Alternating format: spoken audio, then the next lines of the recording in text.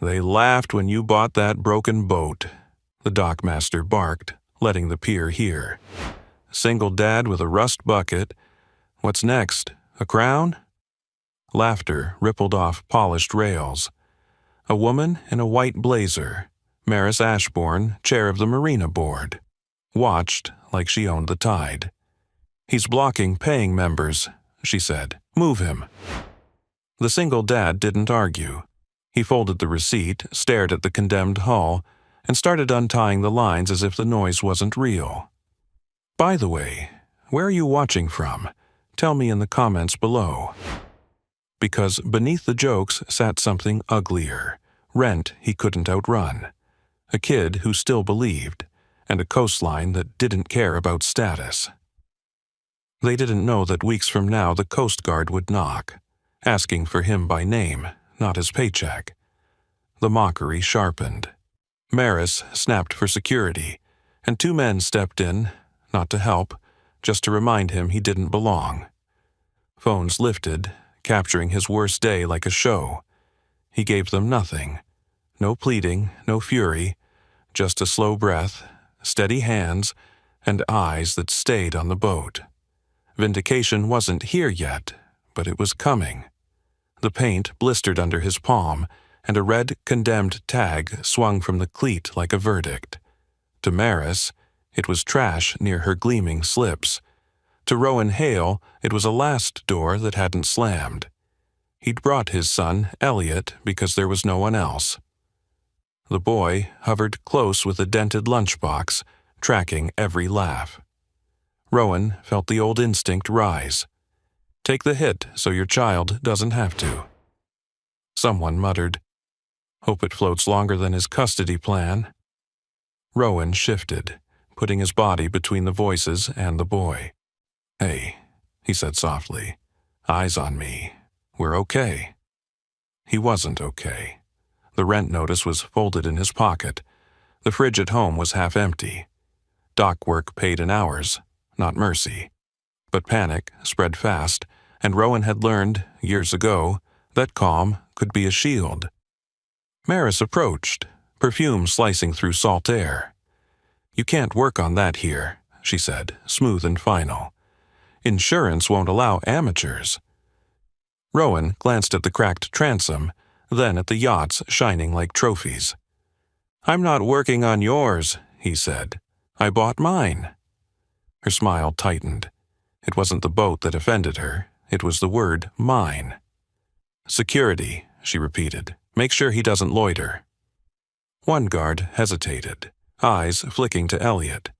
That tiny pause told Rowan everything. Even here, the sight of a child could bend a script. They herded Rowan off the main pier and shoved the paperwork into his hands like it was dirty. Maris walked away already on her phone, talking about standards and image. Rowan guided Elliot toward the maintenance yard, the place Power never looked. Behind fuel drums and stacked pallets, the air changed. Diesel, metal, the thrum of generators, the honest clank of work. A mechanic named Santi leaned out from an engine bay. "You're the guy who bought the condemned skiff?" Rowan nodded. Santi let out a low whistle. "Either brave or broke." Rowan's mouth twitched. "Both." He climbed onto the deck and listened.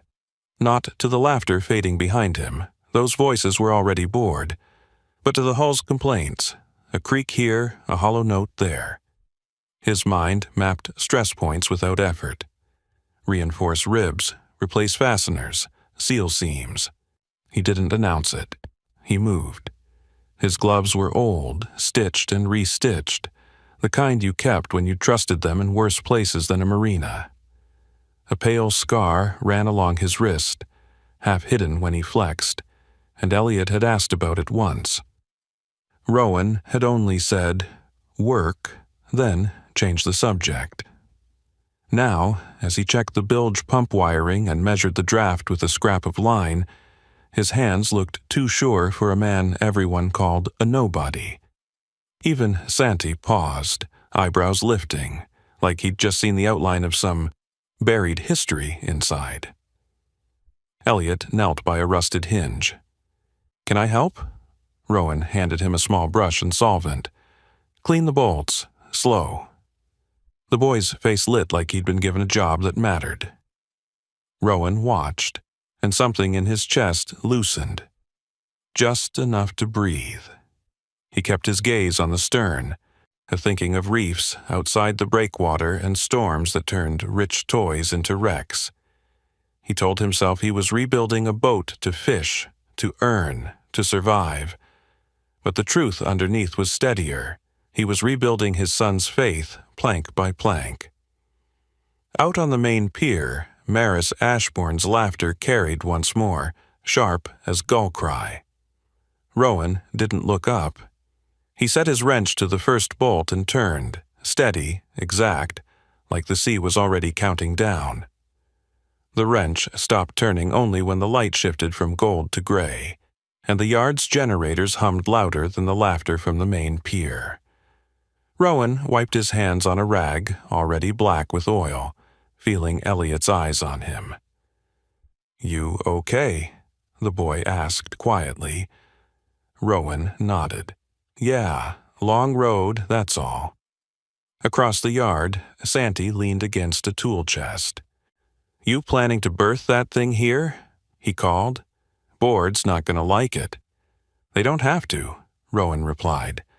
"I just need access to water." What he didn't say was that access cost money. Permits, temporary docking fees, safety inspections designed to discourage anyone without a polished hull and a membership badge. As if summoned by the thought, Maris Ashbourne reappeared at the edge of the labor zone, heels clicking against concrete. She didn't step fully inside. People like her never did. "You've been informed," she said crisply, "that all restoration work requires approval, insurance liability, environmental compliance, security clearance." Rowan stepped down from the boat, placing himself subtly between her and Elliot again. "It's a private purchase, I'll handle it." Her eyes flicked over his boots, the patched knees of his jeans. "Handle it?" She let out a soft laugh. "You can barely afford to dock it."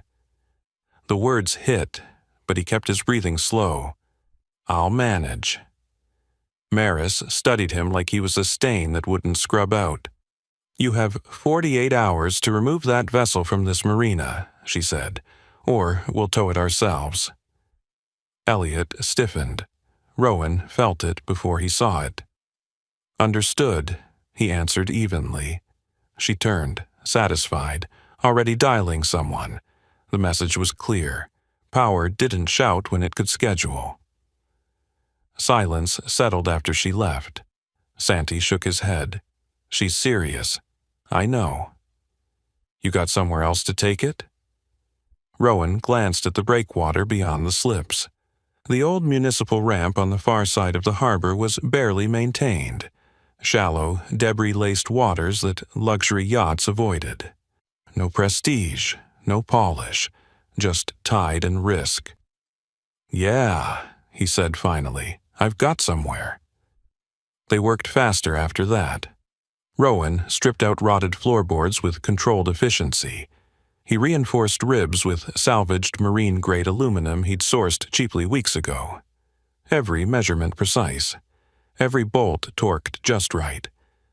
Santy watched in quiet curiosity. "You'd done this before?" Santy asked at one point.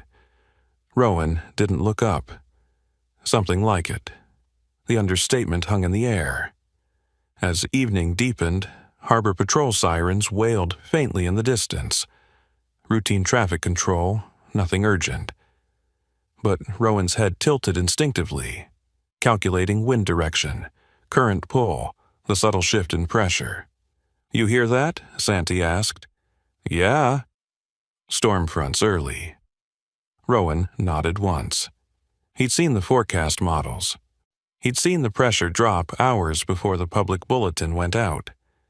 Elliot wiped sweat from his forehead. "Dad, why are we adding extra reinforcement on the bow?" Rowan paused, considering how much to say. Because shallow water lies, he replied. Looks calm, hides teeth. The boy absorbed that, filing it away. By midnight, they'd moved the boat to the municipal ramp. It wasn't glamorous, cracked concrete, flickering sodium lights, but no one there cared what you owned. As Rowan secured the lines, his phone buzzed. Unknown number. He ignored it. It buzzed again. He stepped aside and answered. Yeah? A clipped voice responded. Mr. Hale, this is Marina Compliance. You're in violation of Section... He ended the call without speaking. Santi blinked. Bold. Rowan slipped the phone back into his pocket. No point arguing. He crouched by Elliot. Listen, tomorrow might get loud. People don't like being told no. Elliot looked toward the distant lights of the luxury marina.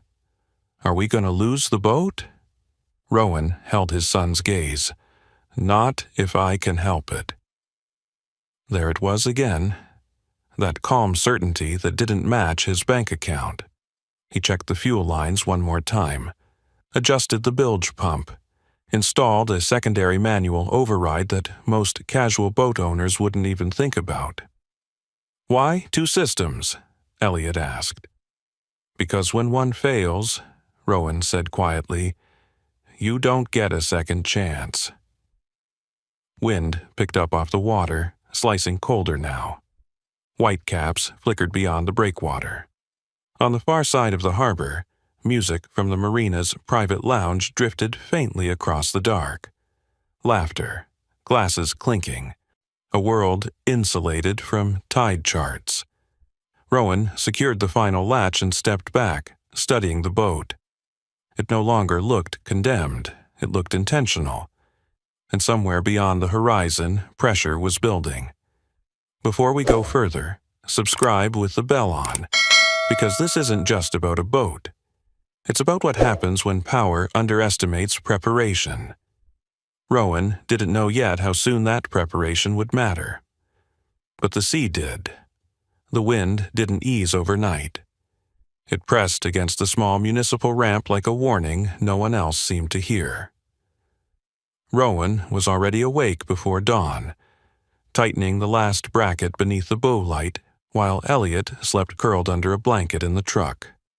The sodium lamp above them flickered, casting long, restless shadows over aluminum plating that hadn't existed 2 days ago. He ran his palm along the reinforced hull and listened. Not with his ears, with memory. Pressure drop, cross-current shift, the way shallow water amplified impact instead of absorbing it. A pickup rolled in behind him. Harbor Patrol trainee, barely mid-20s, stepped out adjusting his cap. The name patch read Calder. You can't stay here long, Calder said, but his tone lacked authority, more curious than confrontational. Rowan nodded without looking up. Just finishing. Calder circled the boat slowly. That thing was tagged condemned last month. Tags come off. Calder crouched, tapping the reinforced seam with a knuckle. You changed the rib alignment. Rowan paused. Most people wouldn't notice that. Needed redistribution, he answered. Calder stood, studying him now instead of the boat. You marine trade? Dock mechanic. That all? Rowan's jaw shifted slightly. That's enough. The trainee let it drop, but something had shifted in the air. Recognition without understanding. Calder walked back to his truck but didn't leave right away. He watched as Rowan recalibrated the bilge intake to sit higher than standard placement. Not amateur work. Elliot stirred, rubbing his eyes. Is it worse today? Rowan checked the horizon. Low clouds, fast-moving. Whitecaps punching closer to the harbor mouth. Storms earlier than forecast, he said. Calder leaned against his door. Marina boards still hosting their regatta preview this afternoon. Ashbourne doesn't cancel for weather. Rowan almost smiled at that. Almost. Water cancels for no one, he replied. By late morning, the harbor changed tone. Luxury vessels remained docked, but crews were scrambling quietly, double-checking lines, topping fuel, adjusting fenders. Rowan noticed shortcuts. One yacht refueled too close to open water. Another ignored crosswind angles when securing. Money bought boats. It didn't buy instinct. Elliot pointed toward the marina's main slips. Why aren't they worried? Because they think big boats equal safety, Rowan said. And they don't? Rowan met his son's eyes. Size doesn't beat physics. The wind surged again, stronger this time, sending spray over the municipal dock. Rowan secured an extra tether line and checked his secondary pump. Calder returned, walking faster now. Weather Service just upgraded the advisory. Rowan's gaze sharpened. To what? Coastal storm warning, breakwater impact risk. There it was. He had expected it. Across the harbor, and the regatta preview banners snapped violently in the wind. Music cut off mid-note. Crew members ran along polished decks. Then came the first real sound. Not thunder. Impact. A hollow crack from the far side of the breakwater. Calder swore under his breath. Jet ski out past the markers. Rowan was already moving. Stay here, he told Elliot. The boy grabbed his sleeve. Dad, I'll be right back. Calder lifted his radio, voice tightening. Unidentified watercraft down near shallow zone, possible rollover. Another impact echoed, closer. Rowan's eyes scanned the channel automatically. Distance, angle, debris drift. Luxury marina security boats attempted to launch, but their deeper drafts forced them to slow near the shoals. Too shallow, Calder muttered. They'll ground. Rowan's gaze cut to his own vessel. Low draft, reinforced bow, a manual override systems. He stepped toward it without announcing why. Calder noticed. You can't just... She's lighter, Rowan said calmly. Less draw. You certified? Rowan didn't answer. Across the harbor, chaos escalated. A yacht siren blared. Someone shouted a name carried faintly on the wind. Ashbourne? Calder's radio crackled. Board chair's daughter missing. Repeat, missing. The words settled heavy in the air. Rowan felt the shift immediately. This wasn't about permits anymore. Calder swallowed. Coast Guard's en route, but they're 10 minutes out. Rowan was already untying lines. You don't have clearance, Calder said, but the protest sounded weak even to him. Clearance won't matter in 5, Rowan replied. Elliot stood frozen at the truck, eyes wide but not panicked. He trusted what he saw. Calder hesitated, then lowered his voice. If you're wrong, I'm not.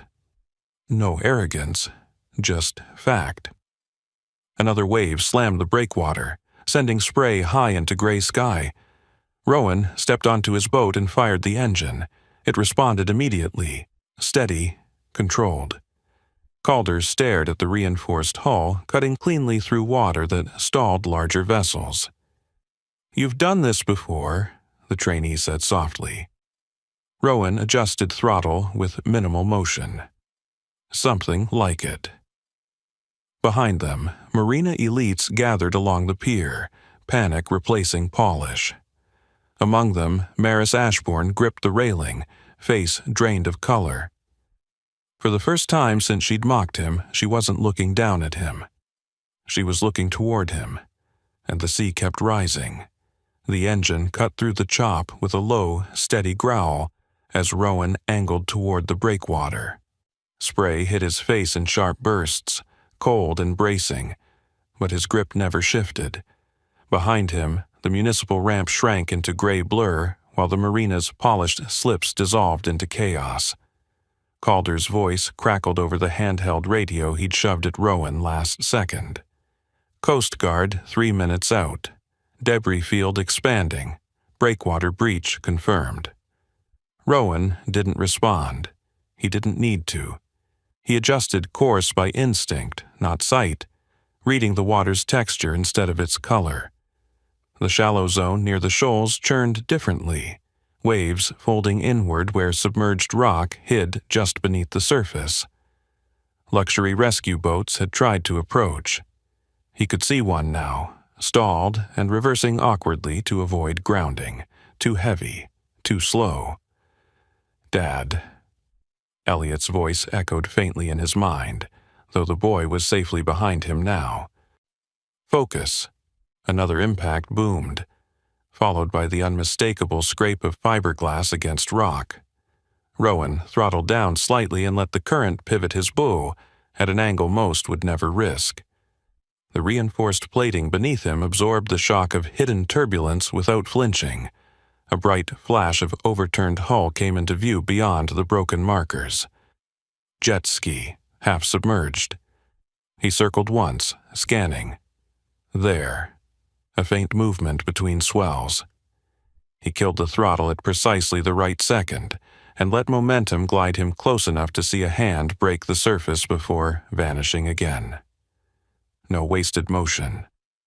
He stripped off his outer jacket and secured the wheel with one practiced lock. Before the next wave crested, he dove.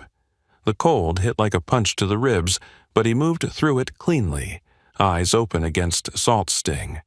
Visibility was low. Debris drifted like slow knives in the water.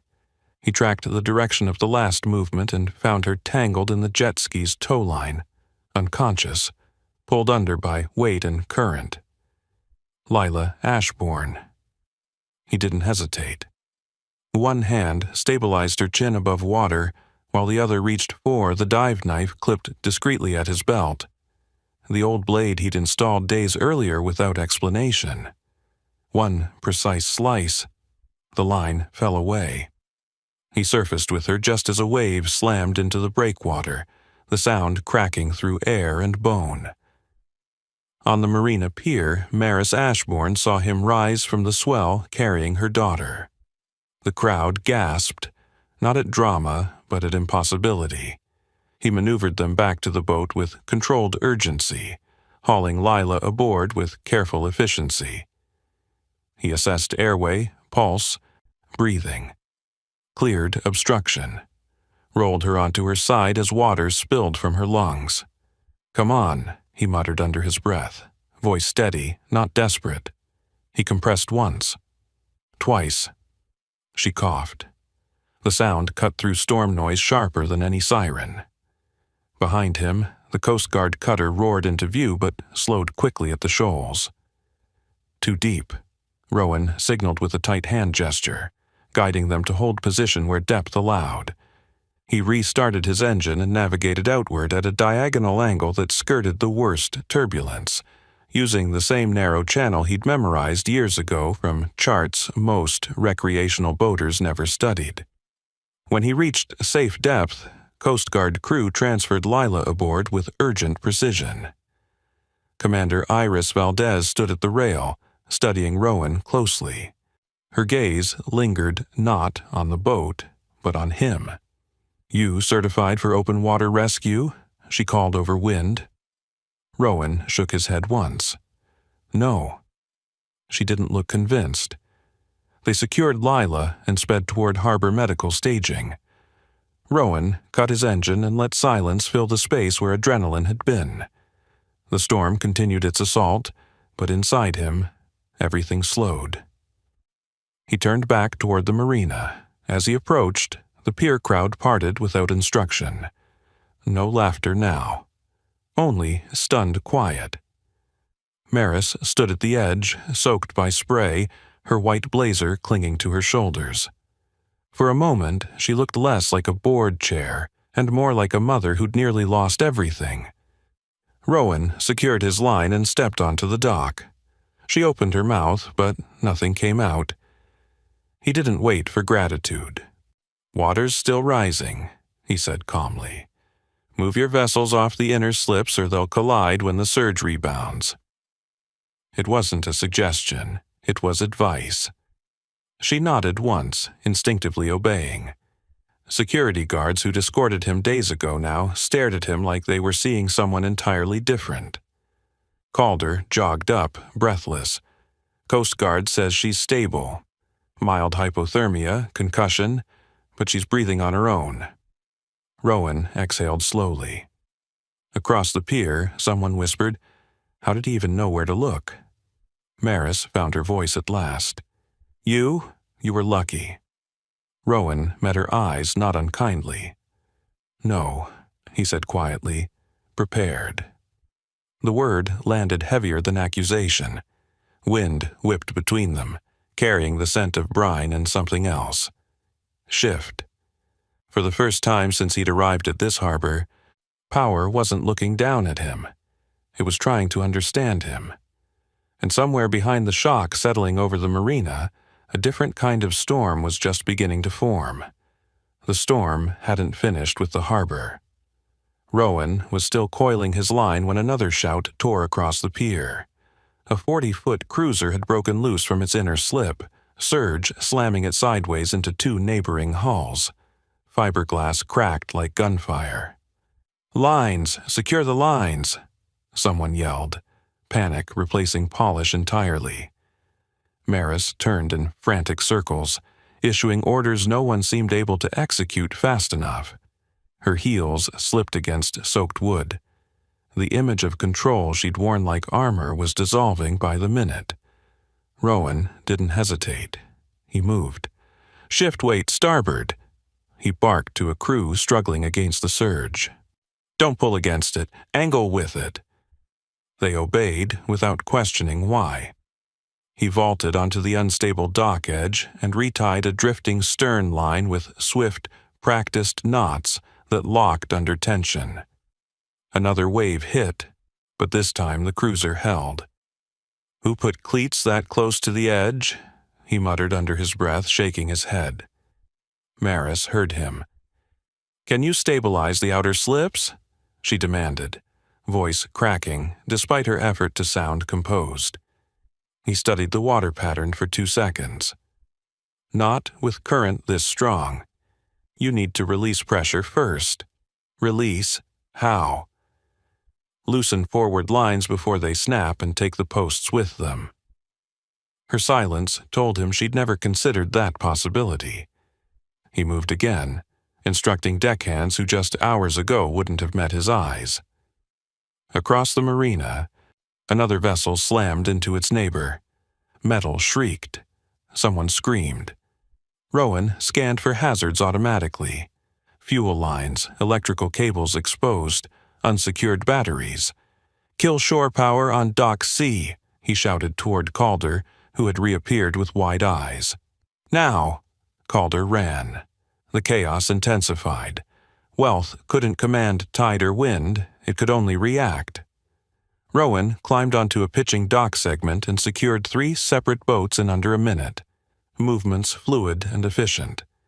Even soaked and battered by spray, he wasted nothing.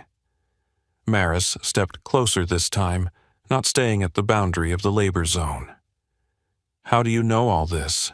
she asked, voice stripped of superiority. He tightened the final knot before answering. "You learn when you don't have backups."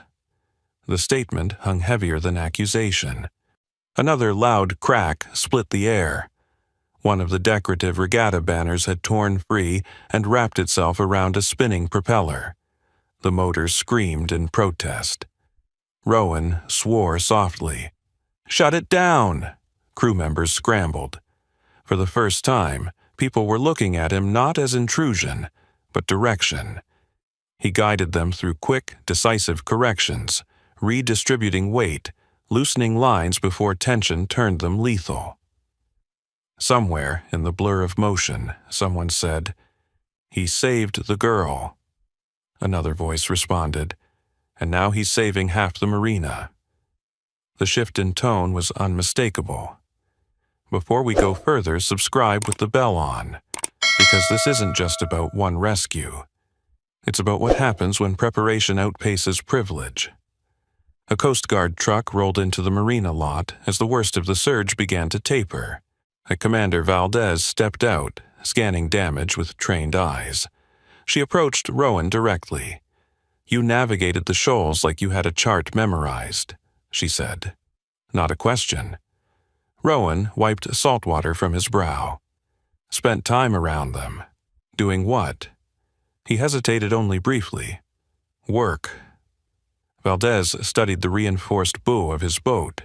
The dive knife clipped back into place. The calm breathing of a man who had never once looked surprised by chaos. "You weren't guessing out there," she said quietly. "No." Maris stepped in. "Commander, I assure you the marina will cooperate fully with—" Valdez raised a hand gently, silencing her without disrespect. Her focus remained on Rowan. "You cut the tow line underwater," she continued. "In low visibility, that's not recreational skill." He didn't answer. The wind finally began to ease, leaving behind debris and silence thick as fog. Valdez's gaze sharpened slightly. "We'll need a statement." Rowan nodded once. As emergency crews stabilized the remaining slips, whispers moved through the gathered members like tide under sand. "Condemned boat, single dad, saved her." Rowan turned toward the municipal ramp where Elliot waited. The boy ran forward before he reached him, wrapping both arms around his soaked jacket without caring about cold or witnesses. "You did it," Elliot breathed. Rowan crouched to his son's level. "We did," he corrected gently. Behind them, Maris watched that exchange with something new in her expression. Not gratitude, not yet, recognition. And perhaps the first uncomfortable awareness that the man she'd laughed at was not what she thought. As Rowan guided Elliot toward the truck, Commander Valdez made a quiet call from beside the Coast Guard vehicle. "Yes," she said into the phone. "Run the name, Rowan Hale." A pause, then softer. "That's what I thought." The storm clouds thinned overhead, but tension lingered in the harbor air. Because the sea had exposed more than weak dock lines. It had exposed truth. And truth, once surfaced, doesn't sink quietly. Truth didn't wait for calm weather. Rowan had just wrapped a blanket around Elliot inside the truck when Commander Valdez approached again, tablet in hand, rainwater still dripping from the brim of her cap. "Rowan Hale," she said evenly, not loudly, but loud enough that Maris, who stood only yards away, could hear. "Former Navy rescue diver. Maritime structural engineer. 2 commendations for shallow water extraction operations." The words landed heavier than the storm surge. Elliot looked up at his father, eyes wide but not confused, more like pieces clicking into place. Rowan exhaled slowly. "That was a long time ago." Valdez tilted her head slightly. "Skill doesn't expire." Behind them, the marina crowd stilled. Conversations cut mid-sentence. Even the clink of loose rigging seemed to hush. Maris stepped forward, water still soaking her blazer.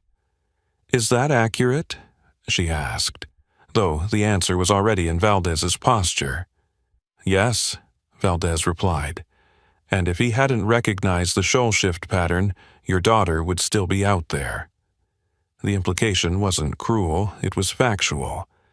Rowan shifted his weight, uncomfortable with the direction of attention. "She's stable," he said quietly. "That's what matters." Valdez studied him for a long second. "We're filing a formal commendation." "That's not necessary." "It is." Maris swallowed, her composure fraying at the edges. "Mr. Hale, Rowan, I may have misjudged." He didn't let her finish. "You judged what you saw," he said calmly. "That's how this place works." The words weren't sharp. They didn't need to be. Elliot tugged lightly at his father's sleeve. "You were in the Navy?"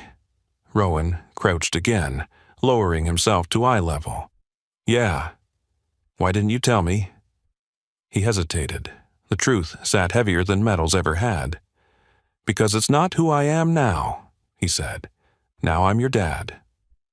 Elliot considered that, then nodded once, satisfied. Around them, the marina members began to murmur again. This time, not in mockery, but in uneasy recalibration. The condemned boat wasn't scrap. It was engineered. Maris stepped closer, voice softer now. You reinforced the hull intentionally for shoal impact, didn't you? Yes. You expected a storm. I expect storms, he replied. Valdez's radio crackled, confirming Lila was conscious and asking for her mother. Maris closed her eyes briefly, emotion finally overtaking posture. When she opened them again, the arrogance that once defined her tone was gone. I owe you my daughter's life, she said. Rowan didn't respond immediately. He glanced toward the marina slips where workers were still repairing snapped lines under Calder's supervision. You owe them better dock safety protocols, he said finally. And you owe your staff respect. The crowd heard it. Maris heard it. Valdez didn't interrupt. The authority dynamic had shifted without shouting, without spectacle. Maris straightened slowly. You're right. It was simple, but it was public. The words spread through the dock like electricity. Santi approached, wiping grease from his hands. Didn't think you were just a dock mechanic, he muttered with a half-smile. Rowan returned the smallest hint of one. I am. The statement wasn't denial, it was ownership. Valdez stepped back, preparing to leave. We'll be in touch regarding the commendation ceremony, she said. Official recognition. Rowan stiffened slightly at that. I'd rather not make it a spectacle. That choice isn't entirely yours anymore, she replied gently. As Coast Guard vehicles began to depart, members of the Marina Board gathered around Maris, whispering urgently. Insurance liabilities, structural damage, public image. For once, she wasn't leading the conversation. She was listening. Rowan loaded tools back into the truck bed, movement steady, unhurried. Elliot helped without being asked. Are they going to stop laughing now? The boy asked quietly. Rowan closed the tailgate. Maybe. And if they don't? He met his son's eyes.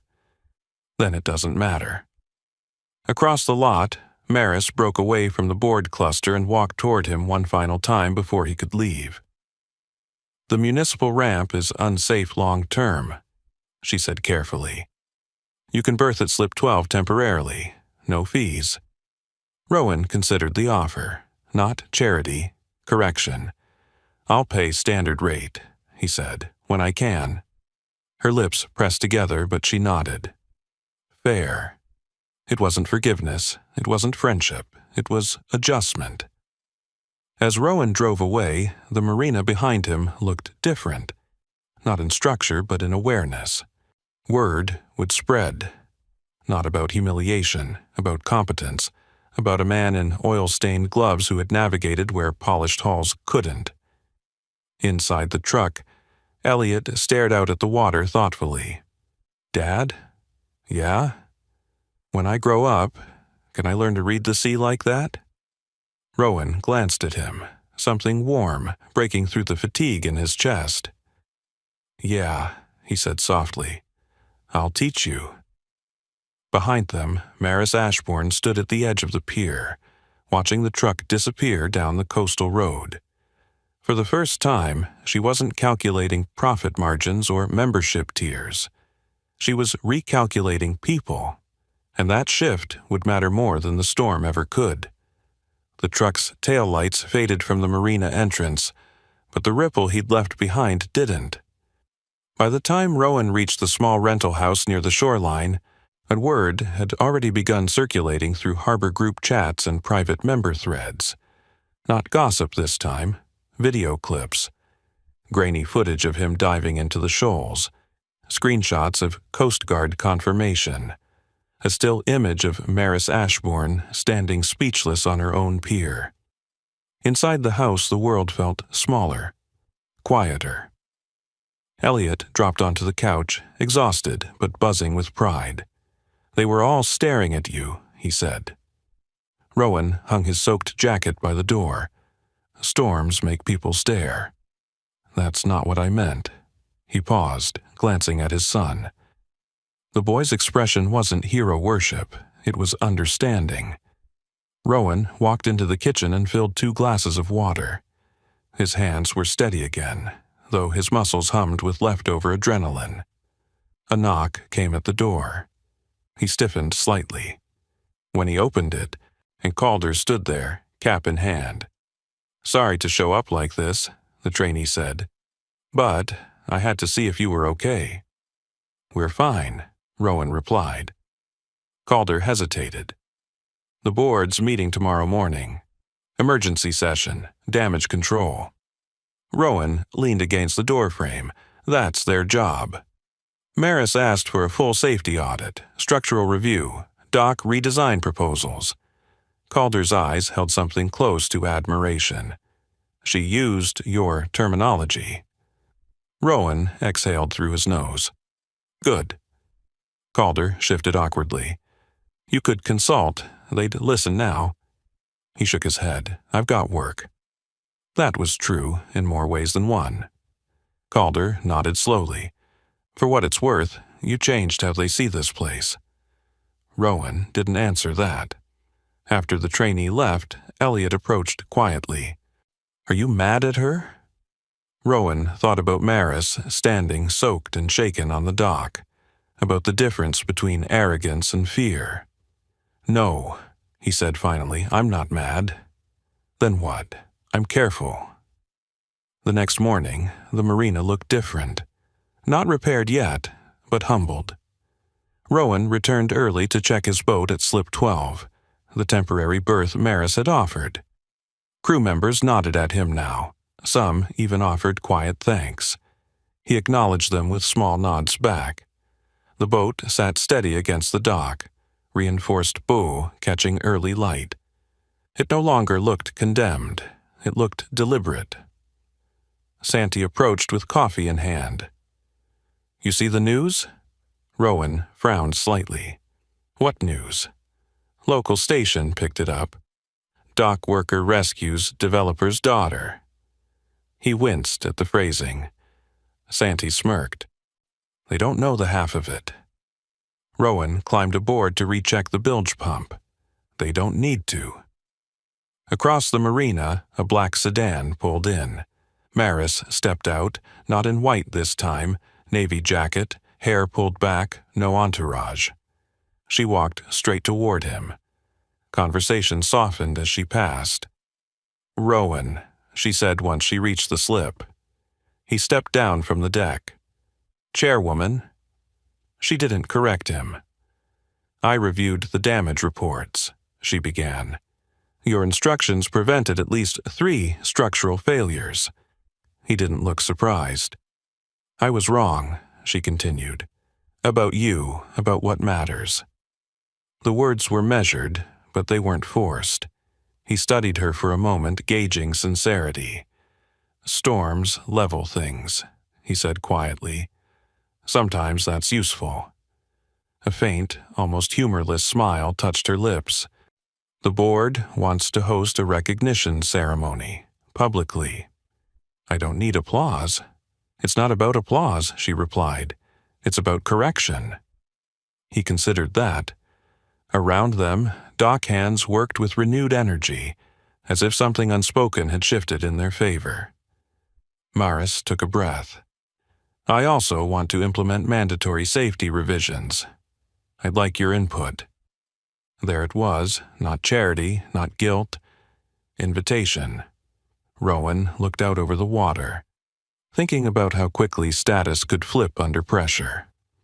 "I'll give suggestions," he said. "No titles." She nodded. "Agreed." A silence stretched between them, not hostile, but recalibrating. You saved my daughter, she added more softly. I did my job, he replied. You don't work for this marina. He met her gaze evenly. I work for whoever's in the water. The simplicity of it seemed to settle something inside her. As she turned to leave, Elliot jogged down the dock carrying a small toolkit. Dad, you forgot the wrench. Maris paused, watching father and son interact with unfiltered ease. Slip 12 suits you, she said quietly before walking away. Rowan climbed back aboard and tightened a bracket that didn't really need tightening. Elliot grinned up at him. They're not laughing. No, Rowan agreed, but he knew something deeper had shifted than laughter. Power had seen competence in oil-stained gloves, and once seen, it couldn't be unseen. Power didn't disappear overnight. It was reorganized. By midweek, Slip 12 had become a quiet landmark. Not flashy, not elevated, just steady. Rowan worked with the same focus he always had, adjusting wiring harnesses and reinforcing deck joints as if nothing had changed. But everything had.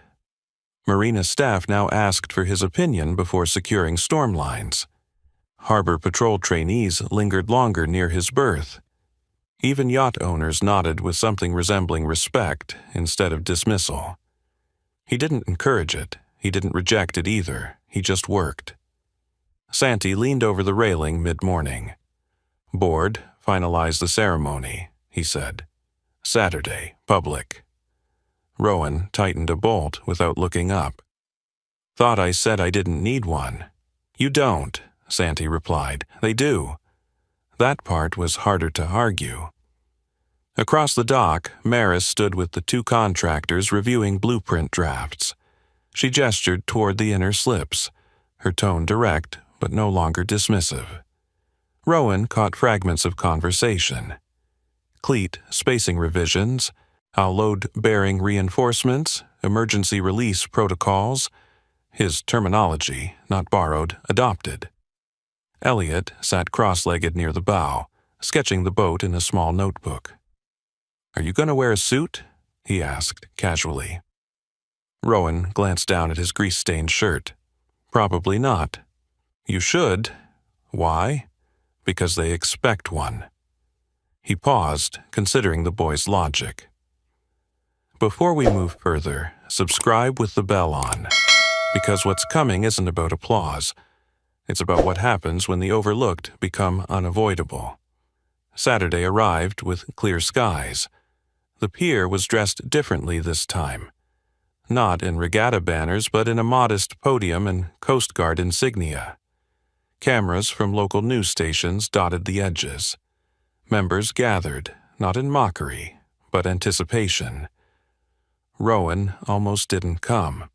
He stood at home that morning holding an ironed shirt he rarely wore. Elliot stood beside him, hands in pockets. You don't like attention, the boy said. No, but sometimes attention fixes things. The simplicity of that hit harder than any speech. Rowan exhaled and put the shirt on. When they arrived at the marina, conversations paused. Not dramatically, but respectfully. Slip 12 lay behind them, quiet as ever. Commander Valdez stood near the podium, formal uniform crisp. Maris waited beside her, posture composed but different now, less performative, more present. Calder spotted them first and gave a small nod. The ceremony began without spectacle. Valdez stepped forward. Last week, during severe coastal conditions, a civilian vessel executed a rescue maneuver in shallow debris-laden waters that exceeded standard response capability. Her gaze lifted to Rowan. Rowan Hale demonstrated precision consistent with advanced maritime training, resulting in the successful recovery of a miner in critical conditions. Murmurs moved through the crowd, not gossip, but validation. Valdez continued. He did so without hesitation, without request for compensation, and without regard for status. The last word lingered. Maris stepped up next. "I misjudged a man based on appearances," she said plainly. "That mistake could have cost my daughter her life." No defensiveness, no excuses. Rowan felt Elliot's shoulder brush lightly against his side. "The marina will be implementing permanent safety revisions informed by Mr. Hale's recommendations," Maris added. "Effective immediately." That part mattered more than any plaque. Valdez presented a framed commendation. Rowan accepted it with both hands, not lifting it high, not posing. Camera shutters clicked. For a brief second, the image captured wasn't a hero basking in victory. It was a father standing steady. Applause followed, not thunderous but genuine. Rowan stepped to the podium only because silence required him to. "I don't need recognition," he said simply. "But docks need better safety. Water doesn't care who owns what." He paused, scanning faces that once held laughter. Preparation beats pride. He stepped back. No grand speech, no performance, just truth. As the crowd dispersed, Santi clapped him once on the back. "Not bad for a dock mechanic." Rowan gave him a sideways glance. "Still am." Maris approached one final time after cameras packed up. "Slip 12 is permanent," she said quietly. "Standard rate, no exceptions." He nodded. "Fair." She extended her hand. This time he shook it. Not as charity, as equals. Elliot tugged at his sleeve once they were alone again. That wasn't scary at all. Rowan looked down at him. "Storms are scarier." They walked back toward the boat together, the framed commendation tucked under Elliot's arm like fragile treasure. Around them, dock hands worked with lighter shoulders. Harbor Patrol trainees practiced knots more carefully. Even yacht owners checked their lines twice.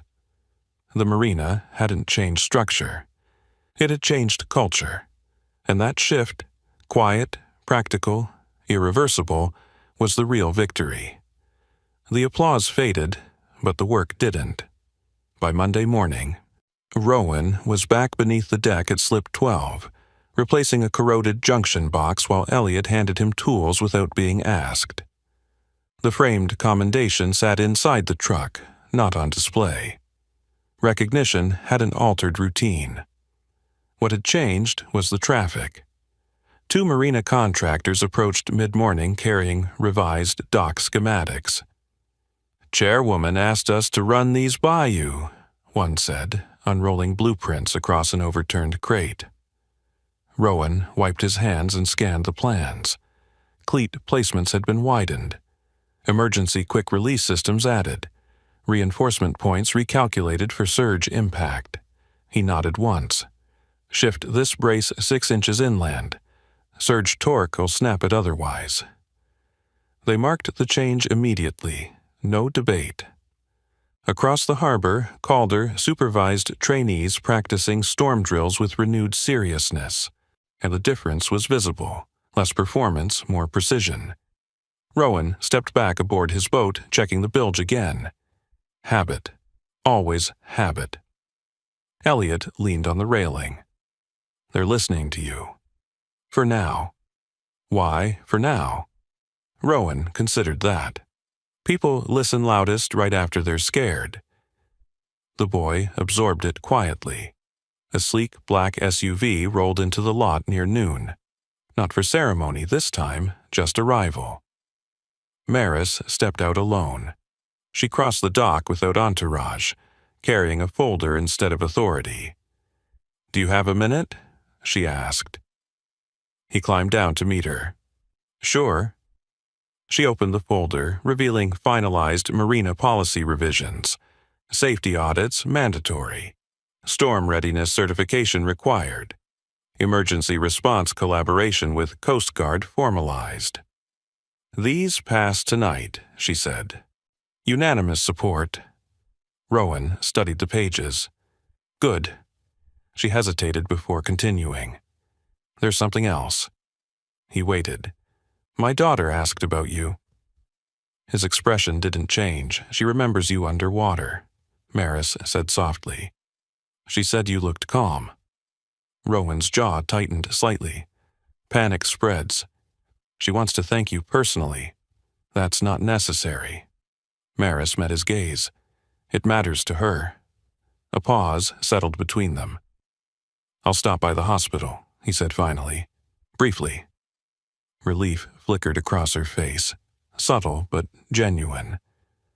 As she turned to leave, she stopped again. "You were right. About respect." The word held weight now. When she walked away, the marina didn't part out of fear. It parted out of acknowledgement. Later that afternoon, Rowan and Elliot drove to the hospital overlooking the harbor. The building smelled sterile and distant from salt air, but through the upper windows water remained visible, a reminder of how thin the line had been. Lila Ashbourne sat upright in bed, pale but alert. A bandage traced her temple. When Rowan entered, she studied him with quiet intensity. "You didn't look scared," she said. He offered a small shrug. "You were." She smiled faintly. "I couldn't move." "I know."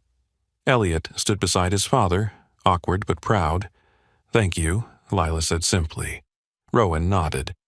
"Next time, check tide charts before heading past the markers." She laughed softly, wincing at the motion. Maris watched from the corner, eyes reflecting something that hadn't existed before: humility without humiliation. The visit was short. No photographs, no speeches, just closure. On the drive back, Elliot stared out the window at passing shoreline. "Are we done now?" he asked. Rowan thought about that. The boat was secure. The policies were changing. The laughter was gone. But storms would come again. "Not done," he said. "Just ready." That evening, Slip 12 caught the sunset differently than the luxury slips once had. No longer isolated, no longer overlooked. Santi joined him on the dock, handing over a cup of coffee.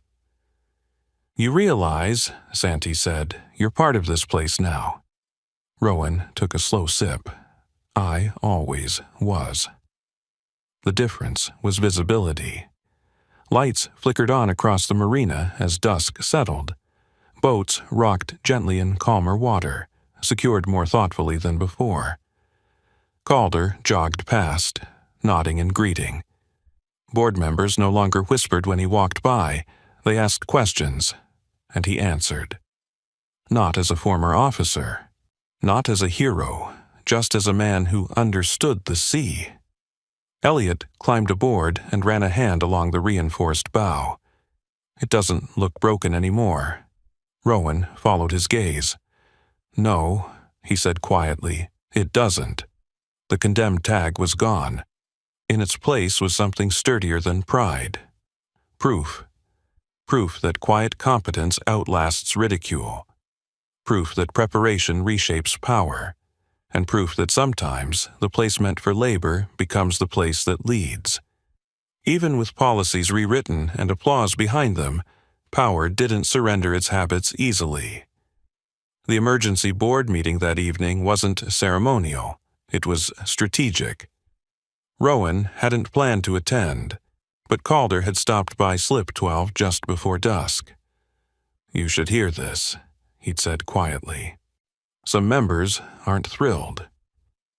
So now Rowan stood at the back of the marina conference room, oil-stained boots on polished tile, Elliot beside him with a notebook in hand. The contrast hadn't disappeared, it had simply moved indoors. Maris sat at the head of the long glass table. Around her, board members shifted in tailored jackets, flipping through printed copies of the proposed safety revisions. One man cleared his throat. "These upgrades are expensive. Mandatory audits, reinforced cleats, emergency override systems. We're not a Coast Guard station." Maris didn't flinch. "We nearly lost a life. That was an anomaly." Rowan felt Elliot tense beside him. Another member chimed in, and bringing in outside consultation, dock mechanics influencing policy, it sets a precedent. There it was. Status protecting itself. Maris folded her hands calmly. Competence sets precedent. A few glances shifted toward the back of the room. Rowan didn't step forward. He didn't need to. The first board member leaned back. We appreciate what he did, but emotion can't dictate long-term infrastructure. Maris's voice sharpened slightly. Physics dictates infrastructure, and he understands it. Silence settled thickly. Rowan finally spoke. Not loudly, not dramatically. Surge torque at inner slip C exceeded tolerance by 12% last week, he said evenly. Your current cleat spacing can't absorb that load during rebound. Several board members blinked. He continued, calm and exact. If you don't adjust brace alignment, the next storm won't crack fiberglass, it'll rip posts out entirely. No raised voice. No embellishment. Just fact. A woman across the table frowned at her papers. How would you know the exact torque variance? Rowan met her gaze without hostility. Because I measured it. Murmurs rippled. He hadn't sought authority. He'd gathered data. Maris allowed the silence to work before speaking again. We can debate pride, she said, or we can prevent damage. The earlier dissenter sighed. Fine, vote. Hands rose slowly at first, then all at once. Unanimous. Rowan felt Elliot's small hand tighten briefly around his sleeve. As the meeting adjourned, several board members approached him, not with condescension, but with cautious respect. You're certain about the brace adjustment? One asked. Yes. And the quick release protocol? Essential. They nodded, jotting notes. The room's energy had shifted. Not dramatically, but decisively. Maris stepped away from the table once the others dispersed. You didn't have to speak, she said. He shrugged lightly. Didn't want to. But you did.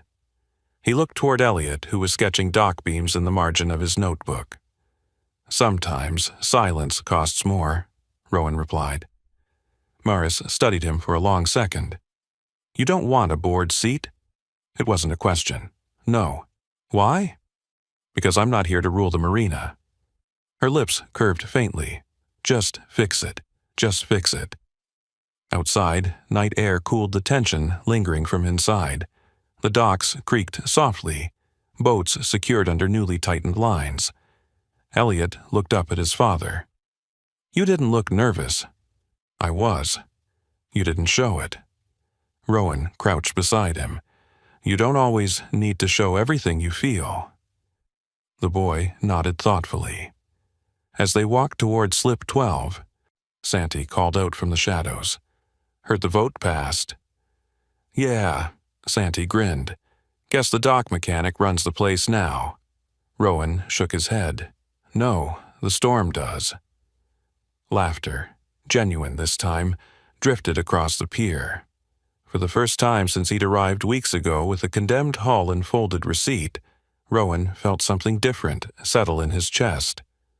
Not victory, stability. Power had tried to dismiss him.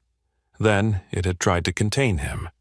Now it had adjusted around him. He stepped aboard his boat and ran a hand along the reinforced bow once more. The metal felt cool under his palm, solid, unbothered by opinion. Elliot climbed up beside him. Are they finally done underestimating you? The boy asked. Rowan looked out across the dark harbor, where lights reflected steady against calmer water. They're done underestimating the sea, he said quietly. And that was enough.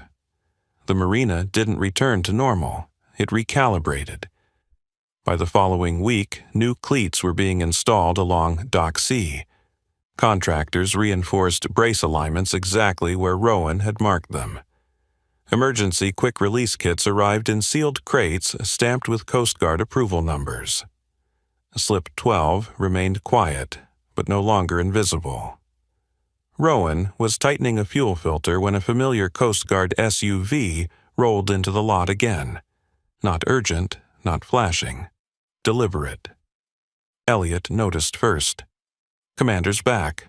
Rowan wiped his hands slowly, watching as Commander Iris Valdez stepped out in full-dress uniform this time.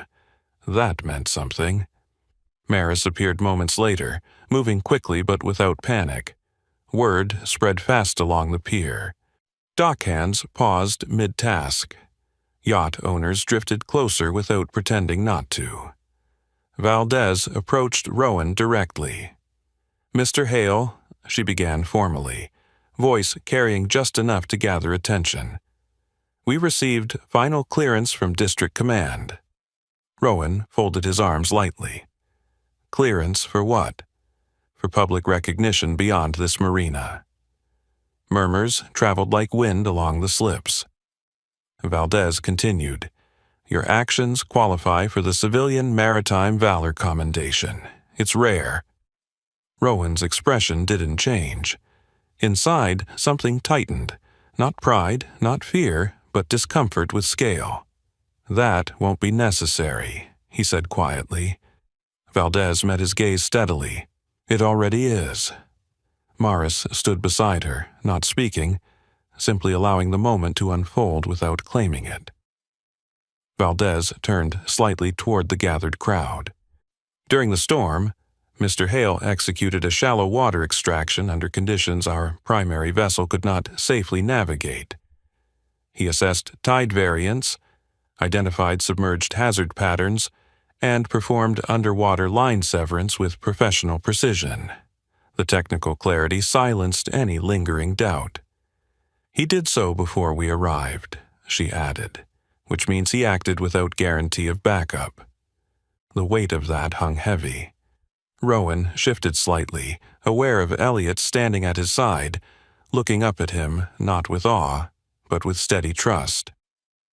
Valdez held out a second framed citation, this one bearing federal insignia. "This commendation will be filed with district records." He accepted it with the same restraint as before. No raised hands, no performance.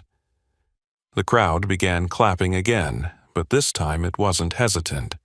It was unified. Even board members who had argued cost projections days earlier joined in without reservation. Maris stepped forward once the applause softened. "There's one more thing," she said.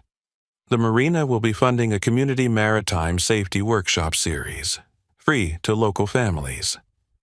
She glanced at Rowan. "If you're willing to lead the first session." He blinked, genuinely surprised. "I'm not a lecturer." "You're an example," she replied. A ripple of agreement moved through the dockhands. Santee called out from behind, "I'll attend." Calder raised a hand. "Me too." Rowan looked at Elliot. The boy grinned. "You'd be good at it." For a long moment, Rowan studied the water beyond the pier. The same water that had nearly taken a life, the same water that had revealed more than pride ever could.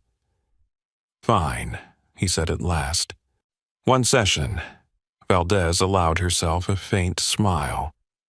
Maris extended her hand again, not ceremonially this time, but in partnership.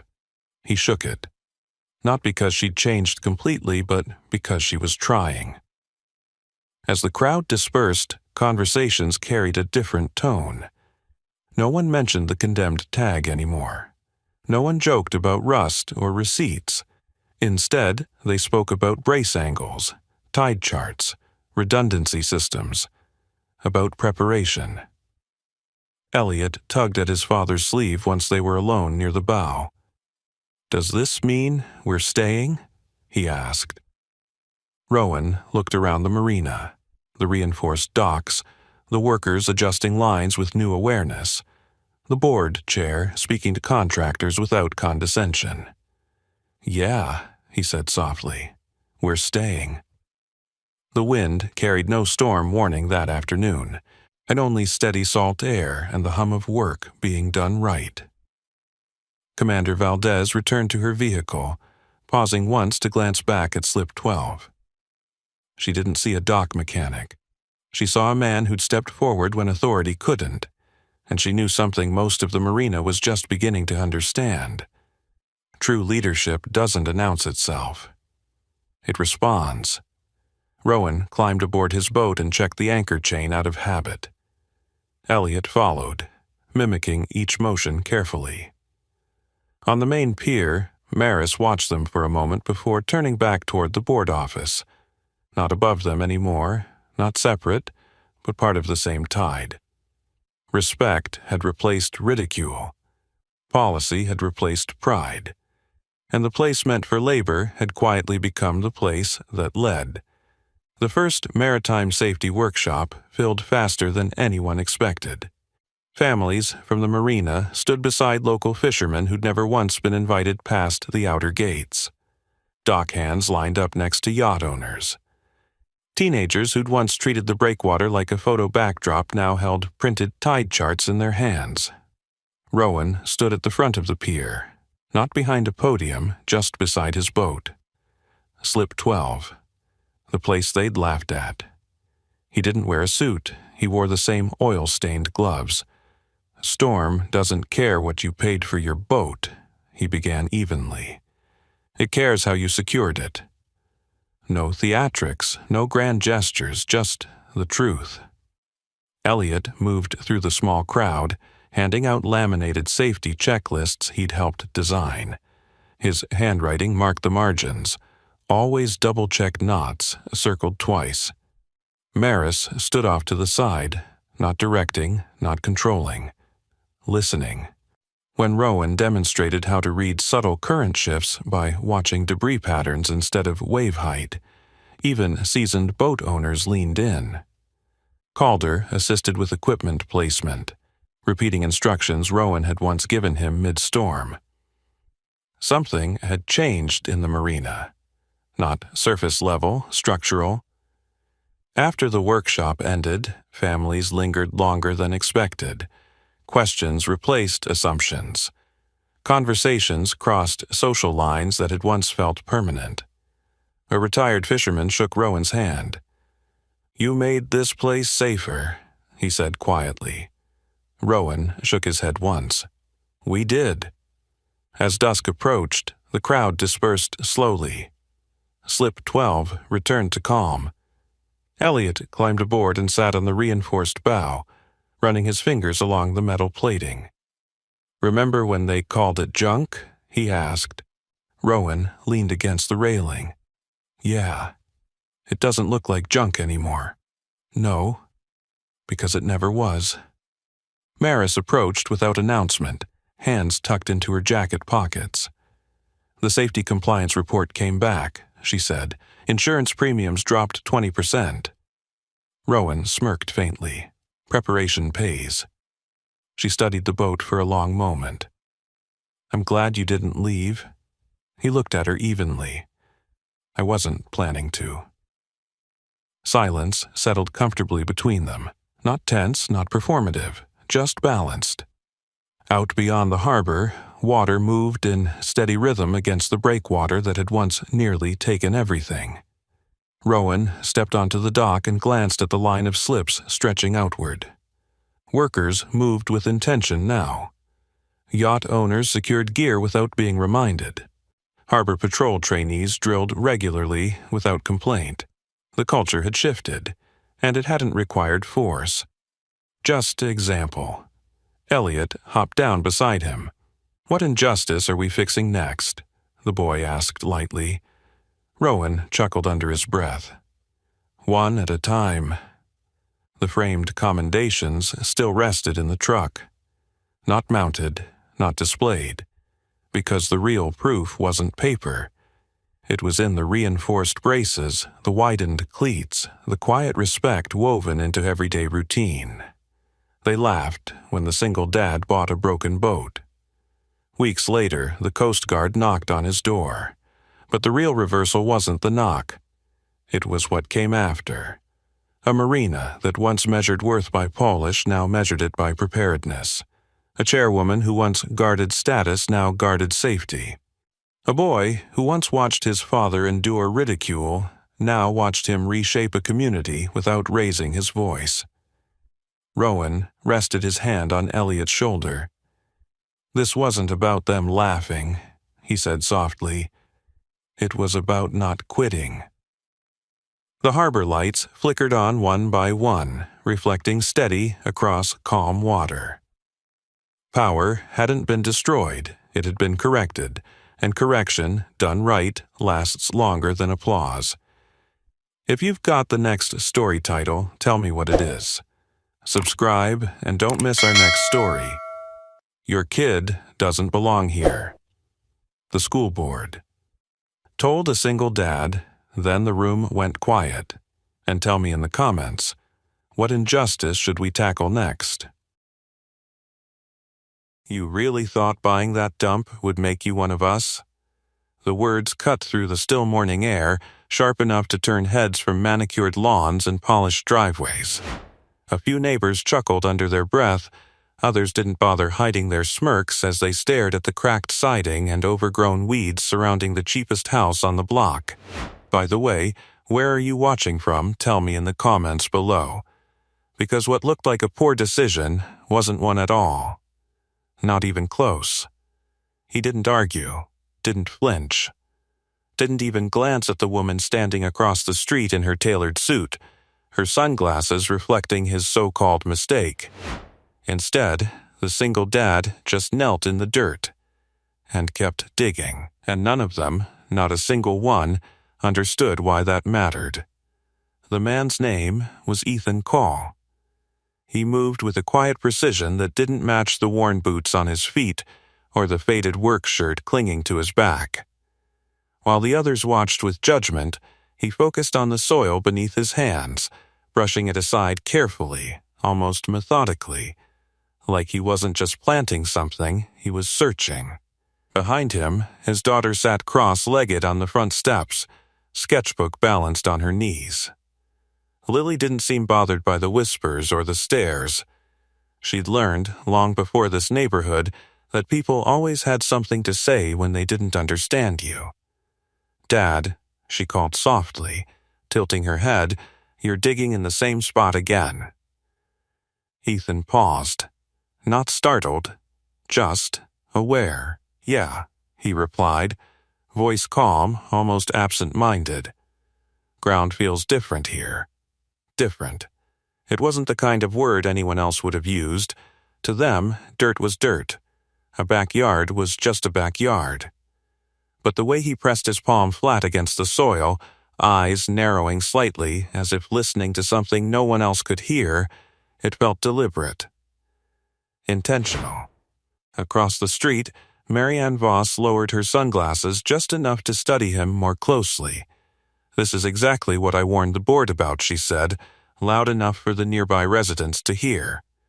Property values don't just drop on their own, they're dragged down. A ripple of agreement passed through the small crowd that had gathered, neighbors drawn not by concern, but by curiosity, by spectacle. Ethan didn't respond.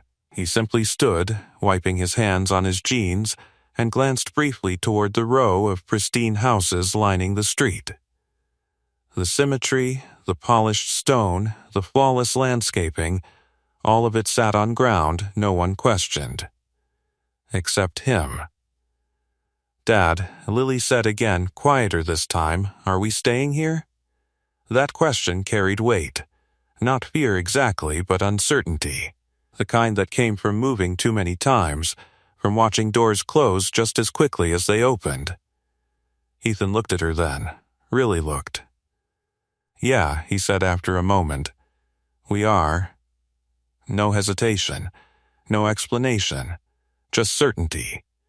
And that certainty did something strange. It lingered. Hung in the air longer than it should have, like a note played just slightly out of tune. Marianne crossed the street, heels clicking against the pavement with controlled authority. She stopped just short of Ethan's property line, Careful not to step onto the uneven grass. You'll be receiving a formal notice, she said, her tone smooth but firm. There are standards here, expectations. This, she gestured vaguely toward the house, doesn't meet them. Ethan met her gaze, not confrontational, not submissive, just steady. House past inspection, he replied simply. Marianne smiled, but it didn't reach her eyes. Inspections can be incomplete. There it was. Not a threat exactly, but close enough. A few neighbors leaned in slightly, sensing something more beneath the exchange. Power, maybe, or the quiet testing of it. Ethan nodded once, as if acknowledging a fact rather than accepting a warning. Maybe, he said. And that was it. No argument, no defense, just that same calm, unshaken presence that somehow made the silence afterward feel heavier than any words could have. Lily stood then, brushing dust from her dress, and walked over to him. She slipped her hand into his, small fingers wrapping around his calloused ones with instinctive trust. We should finish before it gets dark, she said. He glanced down at her, then back at the patch of earth he'd been digging. Yeah, he murmured, we should. But even as he picked up the shovel again, his attention shifted, not just to the ground beneath him, but beyond it. Past the fence line, past the street, toward something deeper, something hidden. And for just a second, barely noticeable, his expression changed. Not fear, not worry, recognition, as if he'd seen this before, as if he already knew what was coming. Recognition didn't leave his face when he drove the shovel back into the soil. If anything, it settled deeper, like a memory he couldn't ignore, and wouldn't. The metal edge struck something beneath the surface, not rock, not roots, something hollow. The sound was faint, almost swallowed by the earth, but his grip tightened instantly. He froze, then slowly crouched, brushing away dirt with his bare hands again. Careful, controlled, listening more than looking. Across the street, Marianne hadn't moved. She watched him the way people watched problems, calculating distance, deciding whether to confront or contain. Around her, a few neighbors lingered longer than they needed to, pretending to adjust hedges or check their mailboxes while their attention stayed fixed on the man who didn't seem to understand his place. Unbelievable, one of them muttered. He's digging like he's building a bunker. Marianne exhaled sharply, folding her arms. He won't last a week, she said. They never do, but even as she said it, her eyes narrowed slightly, because there was something about the way he moved. Something that didn't match the narrative she'd already written for him. Back on the lawn, Ethan uncovered a narrow strip of metal, rusted, partially buried, running at an angle beneath his yard. He didn't pull it free, didn't even touch it at first. He just stared. Then his gaze shifted, slowly tracking the line it formed beneath the ground, past his property line toward the neighboring houses. His jaw tightened. Dad? Lily's voice pulled him back. She stepped closer, peering down at the exposed piece. What is it? He hesitated. Not because he didn't know, but because of how much he knew. Old pipe, he said finally, brushing dirt over part of it again. Probably nothing. Probably nothing. But the way he said it, quiet, measured, didn't match the words. Lily studied him for a second longer, then nodded. She trusted him. Always had. Can I help? She asked. He offered a small smile. You already are. That was enough for her. She returned to the steps, flipping open her sketchbook again, though her eyes drifted back to him more often now. Across the street, Marianne turned away. This is getting handled today, she said to one of the residents beside her. I'm calling an emergency HO meeting. Already? The man asked. She didn't slow down. Standards don't enforce themselves. Her heels clicked sharply against the pavement as she walked off, the sound echoing longer than it should have. Ethan watched her go. Not with annoyance, not even frustration, just awareness. Then he looked back down at the ground. And this time, he didn't dig randomly. He measured. Steps counted under his breath. Angles checked with nothing but instinct and memory. Each movement deliberate, each placement precise. The kind of precision that didn't come from guesswork, but from training. From experience, from knowing exactly what lay beneath the surface, because you'd seen what happened when people ignored it. A breeze passed through the street, rustling the perfectly trimmed hedges. Somewhere, a distant car door slammed. Life continued, unchanged on the surface. But under that calm, something shifted. Not visibly, not yet, but enough for him to feel it. By late afternoon, the neighborhood clubhouse filled quickly.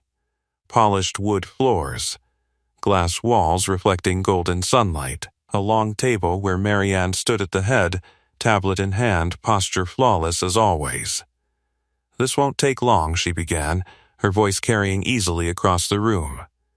"We've had multiple complaints regarding property violations, specifically Lot 17. A few heads nodded, some exchanged knowing looks. Overgrowth, unauthorized digging, structural concerns," she continued, listing them like charges. "Structural?" someone asked. Marianne didn't hesitate. Any alteration to land without approval creates risk. Risk. The word hung there, heavy, but not for the reasons she intended. Because at that exact moment, outside, Ethan pressed his palm flat against the ground again. Still, silent. Then, a faint tremor, barely noticeable. A vibration more than a movement. But his eyes sharpened instantly. "Lily," he called, not raising his voice, but firm. She looked up. Yeah, inside. Now, no explanation, no panic, just certainty. And that was enough. She closed her sketchbook without question and hurried inside the house. Ethan stayed where he was, watching, listening, counting something no one else could see. Back in the clubhouse, Marianne finished her statement. "We'll be issuing a formal eviction notice effective immediately," she said. This community, a subtle shake interrupted her, just enough to rattle the glass slightly. The room went quiet. "Did you feel that?" someone whispered. Marianne straightened. Probably construction nearby, but outside, Ethan's expression didn't change. Because he knew exactly what it was. And more importantly, he knew it wasn't going to stop. If you're starting to feel like something's not adding up, make sure you're subscribed, because this is where everything begins to shift. You're not wrong. Because outside, the ground didn't settle.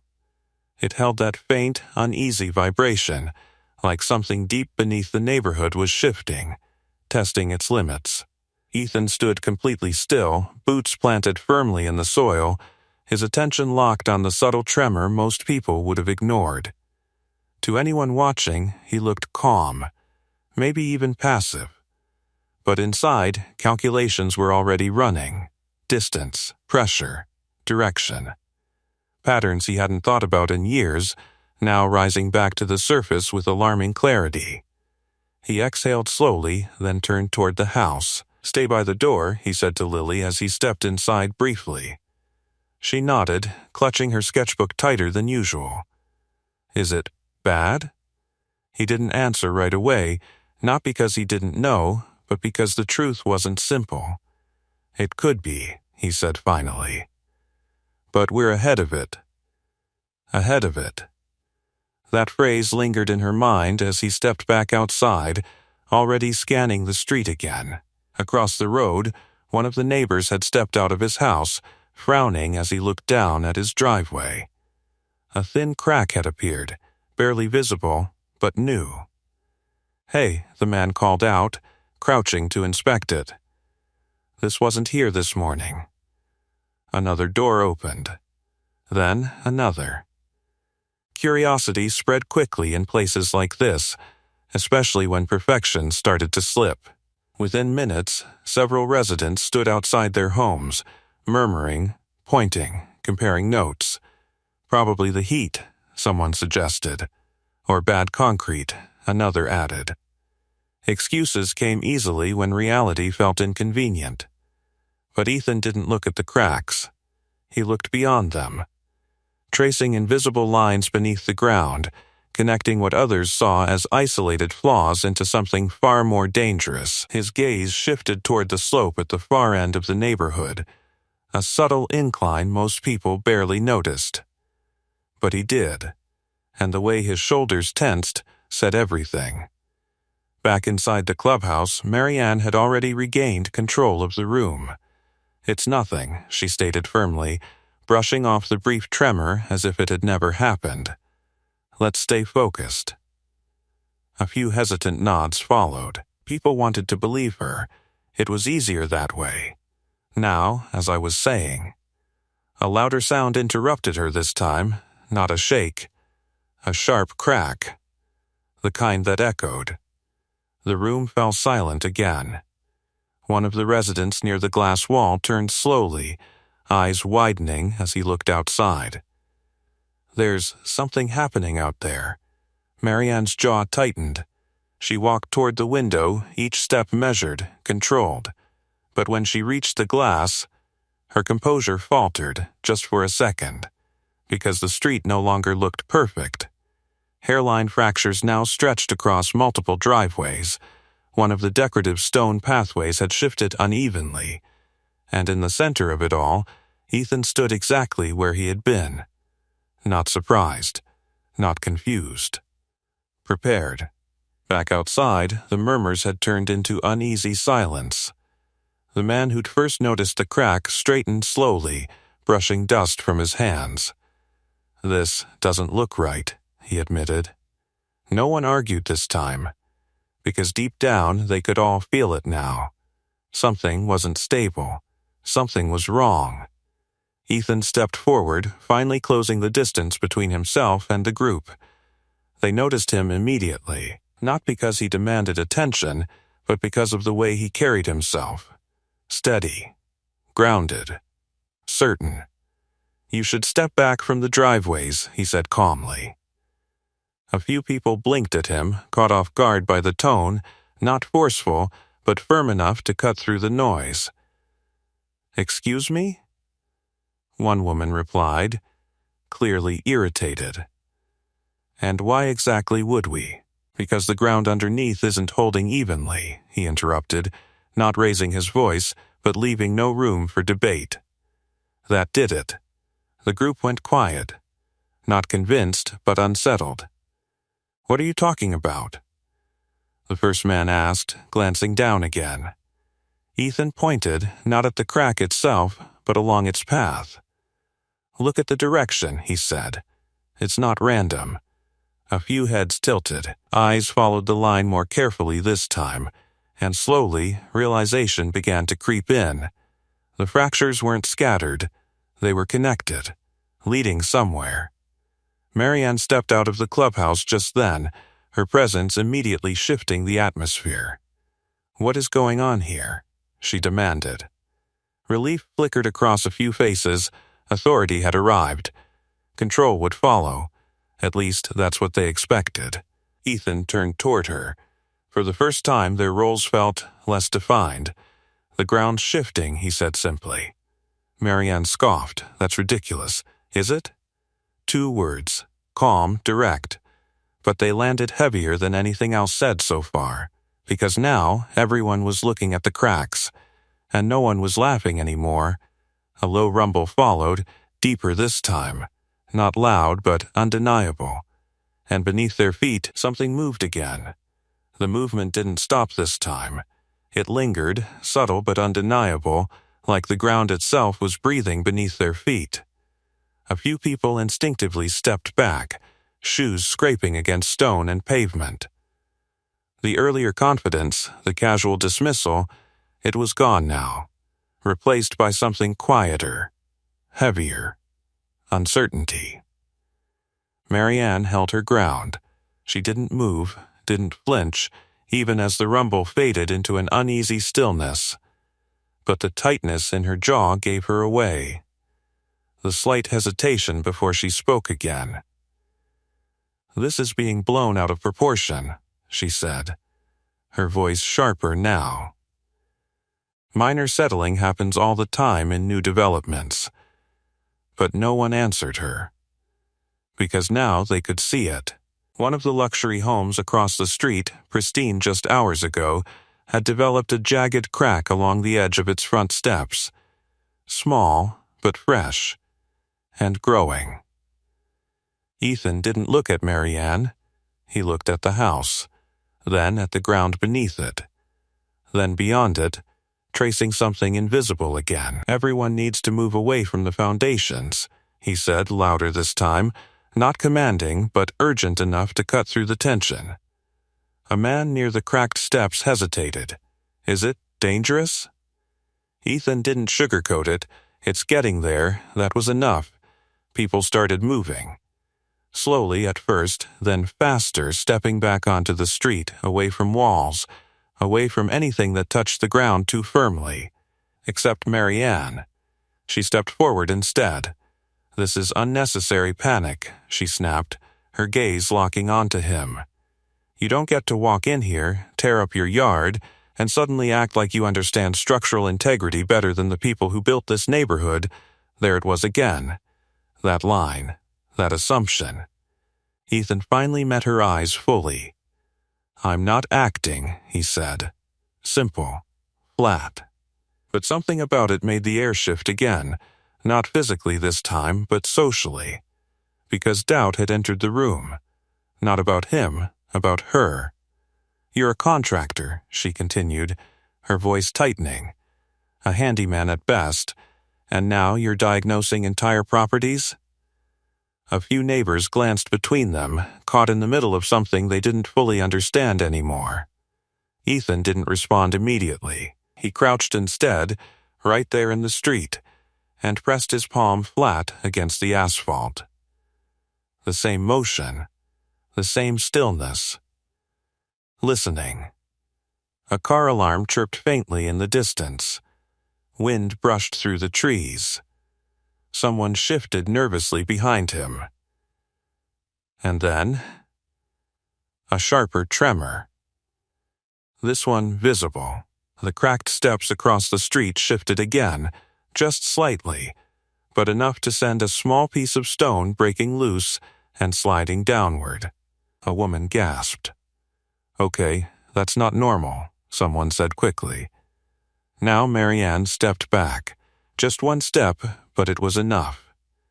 Ethan stood slowly. "It's not surface level," he said, his voice steady. "Whatever's happening is underneath all of this." He gestured, not just to the street, but to the entire stretch of homes. Connected. The word settled heavily. A man near the curb shook his head. "That doesn't make sense, the inspections." "Inspections check what's visible," Ethan interrupted quietly. "They don't always catch what's buried." And there it was again, that subtle shift. People weren't arguing anymore. They were listening. Marianne noticed it too. And she didn't like it. "This is speculation," she said firmly, stepping forward again as if reclaiming space. "And it's dangerous. You're scaring people without evidence." Ethan's gaze didn't waver. "You want evidence?" He turned, pointing toward the far end of the neighborhood, the slight slope he'd been watching since morning. "Look there." At first, nothing seemed different. Then, a faint line appeared, cutting across the pavement. Slow, subtle, but spreading right before their eyes. No one spoke, no one moved, because now it wasn't theoretical. It was happening. Marianne's composure cracked, not outwardly, not in a way she'd admit, but enough for the silence around her to feel louder than anything she could say. Ethan stepped forward again, closer to the center of the street. "This doesn't stop on its own," he said. "And if we ignore it—" He didn't finish the sentence. He didn't need to, because the ground answered for him. Another low rumble rolled beneath them, longer this time, deeper. And somewhere, just out of sight, something shifted, and this time it wasn't subtle. A deep, grinding sound rolled beneath the neighborhood, like stone dragging against stone far below the surface. The ground didn't just tremble, it moved. A sharp crack echoed from the far end of the street. Heads snapped toward it. One of the larger homes, the kind with tall columns and imported stone, jerked slightly to one side. Not enough to collapse, but enough to make it real. Everyone back. Ethan's voice cut through the rising panic, stronger now, carrying authority he hadn't shown before. This time, no one questioned him. People moved. Fast. Shoes scraped, doors slammed.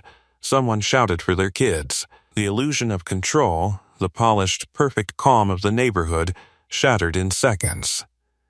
Marianne stood frozen for a moment, staring at the house that had just shifted. Her house. No, she whispered under her breath. The front steps of her property cracked straight down the center. Clean. Violent. For the first time, she looked unsure. Ethan moved past her without hesitation, scanning the street, the slope, the lines forming beneath the ground like invisible fractures spreading outward. "It's following the fault," he said, mostly to himself. Then louder, "Everyone away from the slope. Stay in the center of the road, don't go near the edges." A man grabbed his arm. "What do we do? Call someone? Engineers? The city?" Ethan shook his head slightly. By the time they get here, he didn't finish. Because he knew, and something in his tone made the man let go. Behind them, another crack split across a driveway. Then another. The pattern was clearer now, branching, connecting, spreading like veins beneath the neighborhood. Lily stood near the doorway of their house, watching everything unfold, her sketchbook pressed tightly to her chest. "Dad," she called. He turned immediately. Inside, now. But Lily. Just her name. Firm, certain. She nodded and disappeared inside without another word. Ethan exhaled once, then turned back to the street. Everything was accelerating. Marianne stepped toward him again, but this time there was no arrogance in her movement. No control. "What is happening?" she demanded, her voice strained now, not sharp. Ethan looked at her, not with judgment, not with satisfaction, just clarity. "The ground underneath your neighborhood wasn't reinforced properly," he said. "There's a structural gap. Something failed below the surface." Her eyes widened slightly. "That's impossible. This development passed every visible inspection," he cut in. The same words as before. But now, they landed differently, because the evidence was all around them. Another rumble hit, stronger. A section of decorative stone near the slope collapsed inward slightly, revealing a hollow space beneath. Not deep, but enough to expose something darker below. A void. Someone screamed. Okay, this is bad." A man shouted, backing away quickly. Ethan moved toward the collapse point, ignoring the shouts behind him. He crouched near the edge, careful, calculating the stability with each step. The air felt different here. Cooler, unnatural. He picked up a loose fragment of stone and dropped it gently into the exposed gap. It didn't land immediately, a beat. Then, a hollow echo, too deep. His jaw tightened. "Yeah," he murmured under his breath. Behind him, Marianne followed, hesitant, but drawn by something stronger than fear. "What does that mean?" she asked. Ethan stood, brushing dust from his hands. "It means this isn't surface damage," he said. "There's a cavity underneath, and it's spreading." Her face drained of color. "A sinkhole?" "Not exactly." He looked out across the neighborhood again, tracing the lines, the slope, the fractures connecting everything together. "Something worse," he said quietly. That silence hit harder than any explanation, because now they knew he understood it. And they didn't. If you've made it this far and you're starting to realize how fast things can fall apart, Make sure you're subscribed, because what happens next changes everything. Another crack split the pavement. Louder this time. Closer. Right down the middle of the street, people stumbled back, some nearly losing their balance as the ground shifted unevenly beneath them. Ethan stepped forward again, toward the center, toward the fracture. Not away from it. Never away. He crouched once more, pressing his hand against the asphalt, eyes closing briefly as if listening to something far deeper than sound. And then, his eyes opened. Sharp. Focused. Certain. It's not just collapsing, he said. Marianne swallowed. Then what is it? Ethan stood slowly, and for the first time, there was no hesitation in his voice. It's failing, he said, and it's already too far along to stop the way you think. It's failing, he said. The word didn't just describe the ground beneath them, it settled over the entire neighborhood like a verdict. No one argued this time. They couldn't, because the evidence wasn't subtle anymore. The fracture running down the middle of the street widened slightly, a thin gap turning into something darker, deeper. Dust trickled into it, disappearing faster than it should have. A woman grabbed her husband's arm. We need to leave, right now. Where? Someone else shot back. If it's everywhere, where do we go? Panic was spreading now. Not loud, not chaotic yet, but close. Ethan stepped away from the crack, scanning the entire stretch again. His mind wasn't reacting, it was calculating. Every movement of the ground, every shift in pressure, every subtle angle in the slope, it all fit together. Too well. He turned back toward the group. Listen to me, he said, louder now.